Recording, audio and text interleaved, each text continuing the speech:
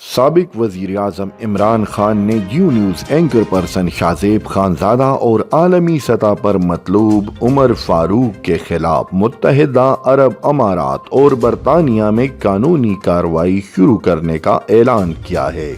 کپتان کا کہنا تھا کہ سعودی ولی عہد محمد بن سلمان سے تحفے میں ملنے والی گھڑی اور اس کی فروخت سے متعلق جیو نیوز کے پروگرام میں شاہزیب خانزادہ نے ہینڈلرز کی مدد سے ایک من گڑت کہانی بنا کر مجھ پر بہتان لگایا ہے۔ اس سے قبل پاکستان تحریک انصاف کے رہنما فواد چودھری نے پریس کانفرنس میں دعویٰ کیا ہے کہ سعودی ولی عہد محمد بن سلمان کی جانب سے ملنے والی گھڑی کو عمر فاروق کو نہیں بلکہ پاکستانی مارکیٹ کے ایک ڈیلر کو فروخت کیا گیا ہے۔ فواد چودھری نے عمر فاروق کے اس دعوے کی تردید کی کہ عمران خان کی اہلیہ